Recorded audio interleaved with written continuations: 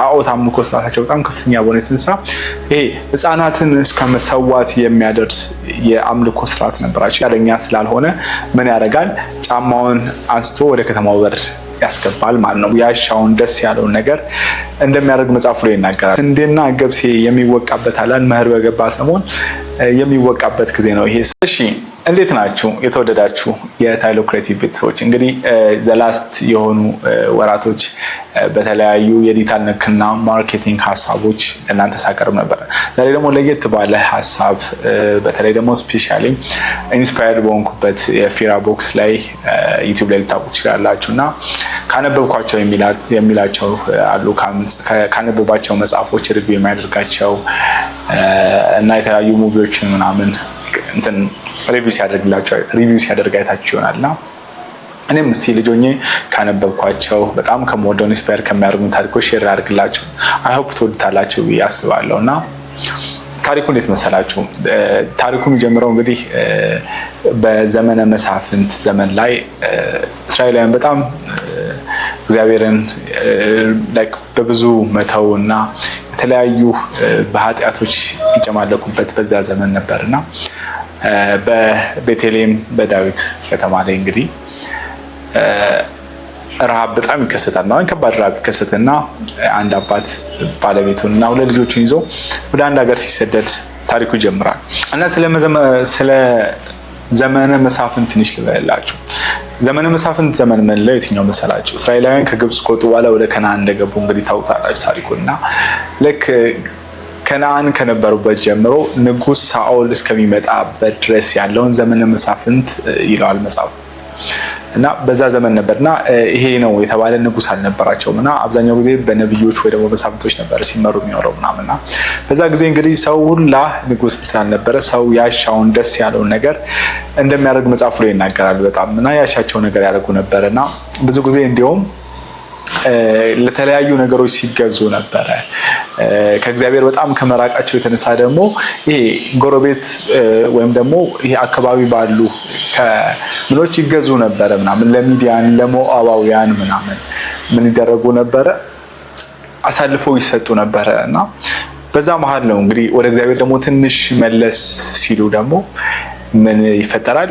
እግዚአብሔር የተለያዩ መስፍኖችን ነብዮችን ያስነሳ ሲታደጋቸው ነበርና ለማስታወስ ያለ እንደውም እነ ጌዲዮንን እግዚአብሔር አስነስቶ እስራኤላውያን ለመታደግ ሲሞክር ነበር።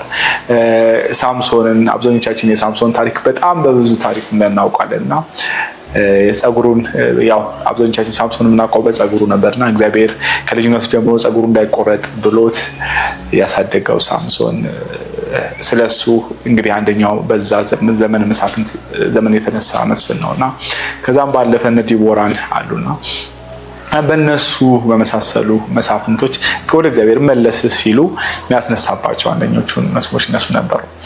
ከዛም ባለፈ እስራኤላውያን በጣም ይሄ ከከነዓናውያን ያመጡት የጣዖት አስታሮት የሚባል ጣዖትና ለዛም በጣም የሚጠቁበት ነበርና ወደ ጣዖት አምልኮ ወደ ጣዖት ስርዓት ምክንያቱም እግዚአብሔር እንደምታውቁት የቀናተኛ አምላክ ነውና ይሄ በክብሩ የማይደራደር አምላክ ነው ያለና እና ይሄ የጣዖት አምልኮ ያመልኩ ነበርና ለዛም ነው በዚህ በረሃብ የተጠቁት ማለት ነው።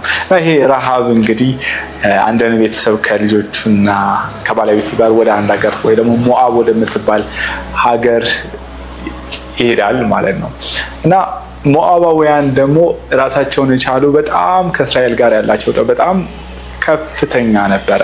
የሞዓባውያን የዘር ሐረግ ማለት ይሄ የሩቅ ዘመድ ቢሆኑም ለእስራኤላውያን ምክንያቱም እስራኤል የምንላቸው ለማን መስሎቻቸው ይሄ ያዕቆብ ያው ስሙ የተቀየረው እስራኤል ነው። የእስራኤል ባክግራውንድ ኦልሬዲ እናውቀዋለን። አብርሃም፣ ይስሐቅ፣ ያዕቆብ ወይም እስራኤል እያለን እንደምንመጣና እና ደግሞ ሞዓባውያን ደግሞ እነማን መሰላችሁ? የአብርሃም ወንድም ልጅ የሆነው ሎጥ አለ አይደለ? የሎጥ እንግዲህ ሰዶምና ገሞራ በገባ ጊዜ ምናምን ከወለዳቸው ከመጀመሪያ ልጁ የወለደው ሞዓብ ይባላል ማለት ነውና የሞዓባውያን የዘር ሐረግ ያው የሩቅ ዝምድና ቢኖርም ከእስራኤል ጋር ግን ጠባቸው በጣም ረጅም ነበረ። እንዲሁም መጽሐፉ ላይ ምንድን ነው ይላል?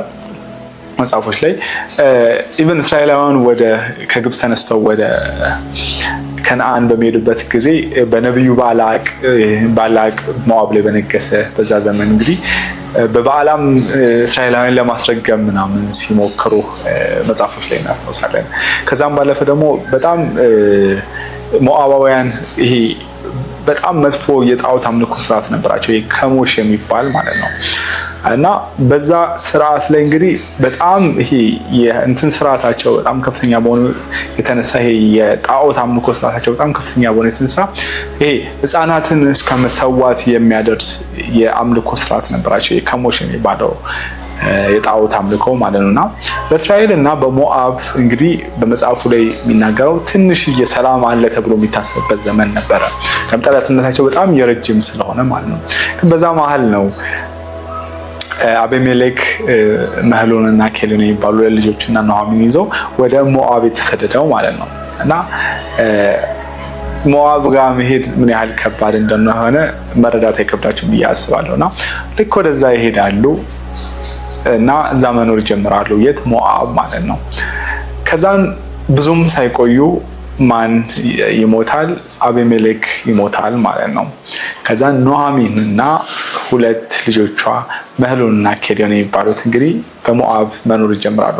በዛ ማለት ነው እንግዲህ 10 ዓመታት ከቆዩ በኋላ ምን ይሆናል? ከሞዓብ ሴቶችን ያገባሉ። እንግዲህ በጣም ስለ ታሪክ ሁሌ ኤክሳይት ስለምታደርገኝ ስለምትገርመኝ ውሳኔዎቿ ስለሚያስገርሙኝ ሩት የመጣችው እዛ ጋ ነው። እና ሩትንና ኦርፋ የሚባሉ ሁለት ሴቶችን ልጆቿ የኑኃሚን ልጆች ያገባሉ ማለት ነው። እና 10 ዓመት ከኖሩ በኋላ በዛ መሀል ደግሞ እነማን ይሞታሉ? ሁለቱ ልጆቿ የኑኃሚን ሁለት ልጆቿ ያርፋሉ ማለት ነው። ከዛን አንድ እናት ከሁለት የልጆቿ ሚስቶች ጋር ትቀራለች፣ ሩት፣ ኦርፋ እና ኑኃሚን ማለት ነው። በዛ መሀል ነው እንግዲህ እግዚአብሔር እስራኤላውያንን እንደጎበኘ የሰሙት ማለት ነው። እስራኤላውያን እንደጎበኘ ትሰማለች እና ወደ እስራኤል ወይ ደግሞ ወደ ገዛ ሀገሯ በሞትም ወይ በቀበርም እዛው ይሻለኛል ብላ ወደ ሀገሯ መመለስ ፈለገች ማለት ነው። በዛ መሀል ነው ስትሰናበት እንግዲህ እኔ ይሄ ሀዘን የተሞላበት ስንብት ማለት ነው።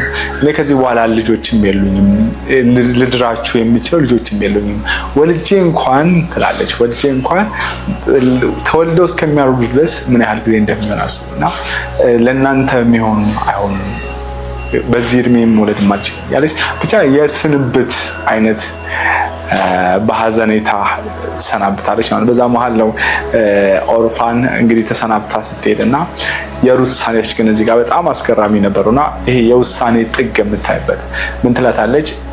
ሀገርሽ ሀገሬ፣ በምትቀበሪበት እቀበራለሁ፣ አምላክሽ አምላኬ ነው የምትልባት ትልቅ የውሳኔ ቃል ስታስቀምጥ እናያለን። እና ውሳኔዋ በጣም ስትሪክትድ ስለሆነ ኑኃሚን የምትጋፋ ስላልፈለገች ተያይዘው ወዴት ይሄዳሉ? ወደ እስራኤል ይመለሳሉ ማለት ነው። ልክ ደግሞ ወደ እስራኤል ስትሄድ ህዝቡ ከሩቅ ያያታል፣ ያውቋታል እና ኑኃሚን አይደለች እንዴች እያሉ ሲሉ ኑኃሚን አትበሉኝ፣ እኔ ኑኃሚን አይደለሁም፣ እኔ ማራ በሉኝ። ያው ማራ ማለት መራራ እንደማለት ነው። ምክንያቱም ብዙ ሆኜ ሄጄ ብቻዬን ተመለስኩ ብላ ሀዘን የተሞላበትን መልስ ለእነሱ ስጣት እዛ ጋር እናያለና ከዛ በዛ ፕሮሰስ ነው እንግዲህ ወደ እስራኤል ተመልሳ ከሩት ጋር መኖር የጀመሩት ማለት ነው።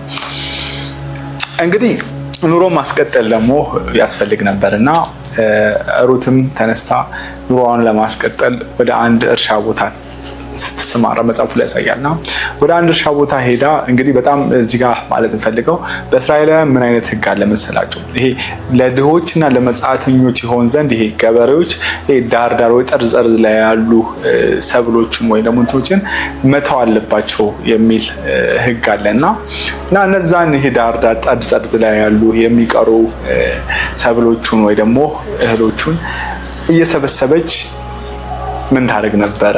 ለኑኃሚን ታመጣ ነበርና በዛ መሀል ነው እንግዲህ ቦዔዝ የሚባል እንግዲህ ቦዔዝ ማለት የእርሻው ባለቤት ማለት ነው።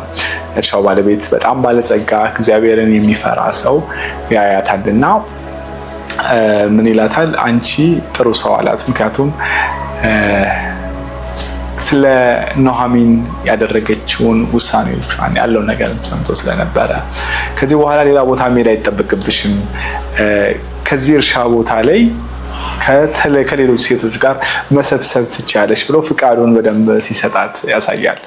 ከዛ በኋላ የተፈጠረውን ነገር ሰብስባ ለማን ትነግራለች?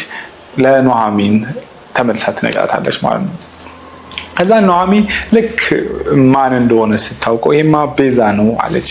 እንግዲህ ቤዛ ማለት በእስራኤላውያን ይሄ ደሃ ቤዛ ማለት የአንድን የድሃን ቤት የሚገዛ ማለት ይሄ ድሃ ኮንክ መሬቱን የሚገዛልህ ወይም ደግሞ አንድ ሰው ወይም ከሞተ ወይ ደግሞ ባልየው ከሞተ ሚስትየውን አግብቶ የሚቀጥል ማለት የሚያስቀጥል ያን ዘር የሚያስቀጥል ለማን ነው? ቤዛ በእስራኤላውያን እና ይሄማ ቤዛ ነው ትላለች። የሚገርመው ነገር ደግሞ በኑኃሚንና በቦዔዝ መሀል ዝምድና ነበረ፣ ያለው ዝምድና ማለት ነውና እናም በጣም ትገርምና ምን አይነት ምክር ትመክራታለች? እንግዲህ ልጄ ሩት አውድማ በሚሰበሰበው ጊዜ ይህን አድርጊ፣ ከእግሩ ስር ተደፊ፣ እንዲያገባሽ ጠይቂ ማለት ነው፣ እሱ ቤዛሽ ነው ብላ ትመክራታለች ማለት ነው። እንግዲህ አውድማ የሚባለው እንዴት መሰላችሁ? አውድማ የምንለው እንግዲህ ስንዴና ገብሴ የሚወቃበት አላን መኸር በገባ ሰሞን የሚወቃበት ጊዜ ነው። ይሄ ስንዴውን ከገለባው የሚለያዩበት አውድማ ይባላል እና ብዙ ጊዜ ምን ያደርጋሉ መሰለህ? ወይ ወደ ተራራ ጫፍ ወስደው አካባቢ ነው የሚሰሩት፣ ካልሆነ ደግሞ ይሄ ለጥ ያለ ሜዳ ላይ ወስደው እንትን የሚሉበት ነው የሚወቁበት ታይም ነውና ሴቶች አይኖሩም፣ እንዳለው ወንዶች ናቸው። ዋናውም ባለጸጋውም ወይ ደግሞ የመሬቱም ጌታ የሚኖርበት ነውና በዛ ጊዜ ሴሌብሬት የሚያደርጉበት የሚጠጡበት የሚዝናኑበትም ወቅት ነውና በዛ መሀል ነው እንግዲህ አውድማው ጊዜ ብላ ኑኃሚን ለሩት የነገረቻት ማለት ነው። እንደሰማችሁ ሩት ሄዳ በቦዔዝ እግር ውስጥ ትደፋለች ማለት ነው። እንግዲህ ቦዔዝም አንቺ መልካም ሴት ነሽ አላት። እዛ ጋር አድቫንቴጅ መውሰድ አልፈለገም ነበር፣ ያለውን ነገር መጠቀም አልፈለገም እና ምን ሆነ? ወደ ከተማው በር መሄድ አለበት ወይ ደግሞ አሁን ምንለው ይሄ ወደ መንግስት ወይ ደግሞ ወደ ፍርድ ቤት ምንላቸው ነገሮች ማለት ነው። በእስራኤል ጊዜ ከተማው በር ነውና አንድን ነገር ሶልቭ ለማድረግ ወደ ከተማው በር ነው የሚወስዱትና ወደዛ ይሄዳሉ ማለት ነው።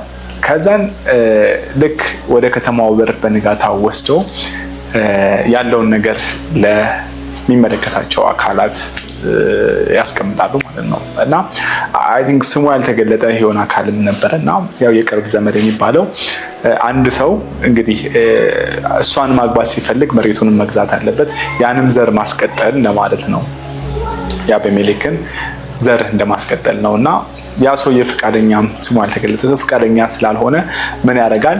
ጫማውን አንስቶ ወደ ከተማው በር ያስገባል ማለት ነው። እና ጫማውን ማለት ፍቃድ መስጠት እንደማለት ነው። ያው በድሮ ጊዜ ጫማ እንደማውለቅ ነው የሚሉትና እኛ ጋር ደግሞ ፊርማ ወይ ደግሞ ይሄ ውክልና ሳይሆን ሙሉ በሙሉ ያን ውክልና መስጠት ማለት ነው። እኔ አልፈልገውም ይውሰደው እከሌ እንደማለት ነውና እንደዚህ አይነት ውሳኔዎችን ይወስናል። ከዛ በዛ ፕሮሰስ ነው እንግዲህ እንትና ቦዔዝ ሩትን ያገባው ማለት ነው። እና የሩት ቼንጅ በዚህ አይነት መልኩ ይሄዳልና ይጋባሉ፣ ልጅም ይወልዳሉ። ልጁ ደግሞ ኢዮቤድ ይባላል። ኢዮቤድ ደግሞ ማለት ማን ነው ካላችሁ የእሴይ ማለት የእሴይ አባት እንደማለት ነው። የእሴይ ደግሞ ማን ነው? ዳዊት ነው። እና በዚህ ፕሮሰስ ውስጥ ነው እንግዲህ ሩት ወደ ኢየሱስ ክርስቶስ ነገድ የገባችው ማለት ነው። እና አይ ሆፕ ከዚህ ታሪክ የሆነ ነገር ተምራችኋል ብዬ አስባለሁ። እንግዲህ የተሳሳትኩት ነገር ካለ አርሙኝ፣ ኮሜንት ላይ ማስቀምጡልኝ፣ እንዴት ማድረግ ትችላላችሁ። እንግዲህ ሰብስክራይብ ያላደረጋችሁ ይሄን ዩቲዩብ ሰብስክራይብ አድርጉ። መልካም ቀን ማለት ወዳለው። ሰላም ዋሉልኝ።